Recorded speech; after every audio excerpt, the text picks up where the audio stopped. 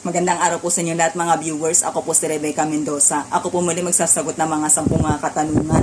Meron po ako dito hinandang props. Itong props na ito ay naglalaman po ng mga 10 mga tanong.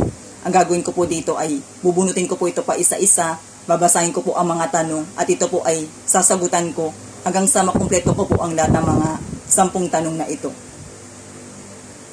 Anyway, ito po ay pang 40 videos ko na po ito sa Q&A at ngayon po ay magsisimula na po ako.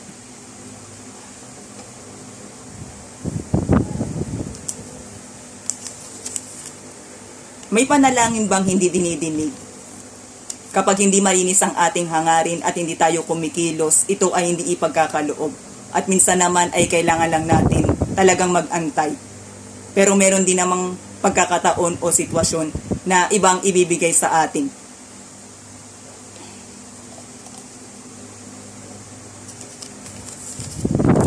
Totoo bang lumiliit ang mundo ng isang tao kapag nakagawa siya ng pagkakamali? Ito ay depende sa antas o degree na nagawa niyang pagkakamali.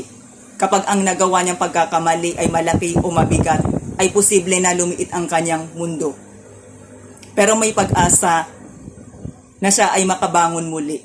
Kung siya ay buhay pa at sisikapin niyang magbagong buhay.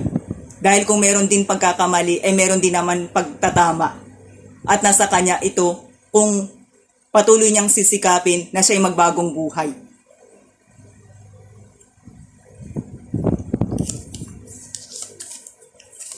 Kapag ikaw ay nabibigo, saan ka humuhugot ng pag-asa?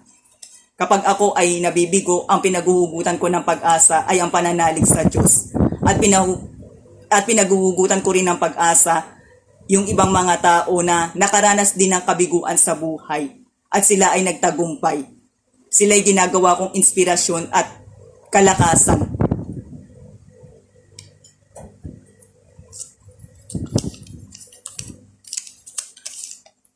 Bukod sa mga material na kahilingan, ano pa ang mahalagang ipanalangin? Bukod sa mga material na kahilingan, ang mga importanteng dapat natin ipanalangin ay ang patuloy tayong bigyan ng malinis na kalooban, patuloy tayong bigyan ng karunungan at kalakasan.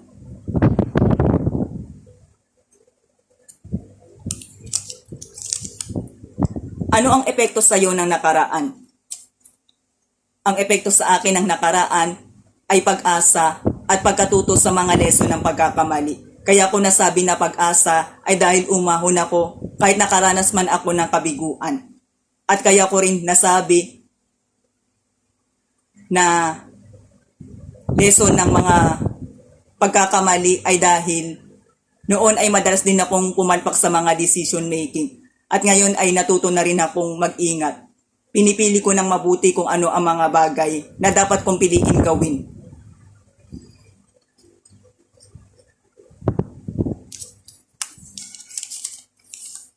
Hanggang ilang chance ang dapat ibigay sa tao?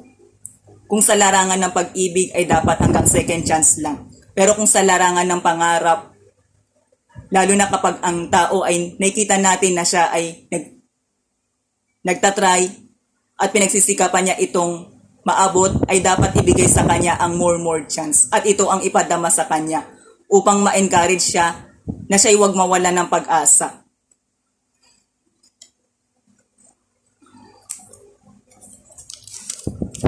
Ang kapanatagan ba ng pag-iisip ay nakabase sa estado ng pamumuhay?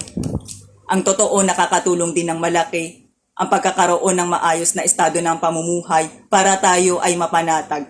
Pero ang pinaka-importante pa rin sa lahat ay pinipili pa rin natin mamuhay ng tapat at marangal sa kahit na anong sitwasyon o panahon. At syempre kasama rin dito yung taus-puso natin pagtitiwala sa Diyos. Dapat piliin pa rin natin na patuloy tayo magtiwala sa Diyos kahit na ano pa man ang ating pinagdadaanan sa buhay.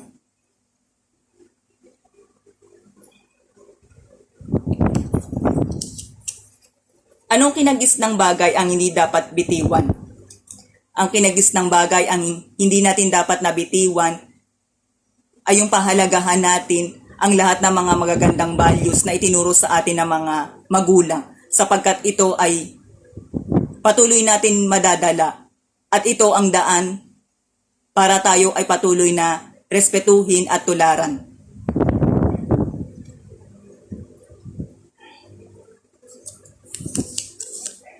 Kung may choice ka, bakit minsan nangyayari pa rin ang mga bagay na hindi mo pinili? Kung meron tayong mga choices, syempre ang pipiliin natin ay kung ano ang maganda at makakapagpasaya sa ating kalooban. Pero minsan meron din talagang pagkakataon na hindi rin ito pinangyayari kahit na tayo ay nagsisikap at gumagawa ng tama.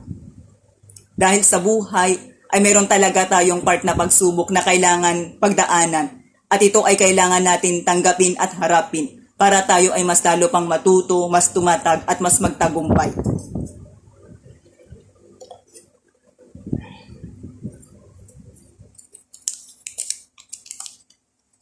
Hanggang saan ang gagawin nating paghahanda sa buhay? Habang tayo ay nabubuhay ay dapat patuloy natin pinaghahandaan ang ating buhay sapagkat ito ay nakasulat at ito ang ating misyon. Dahil kung ito'y patuloy nating hindi paghahandaan, ay wala rin tayong magandang mapupuntahan.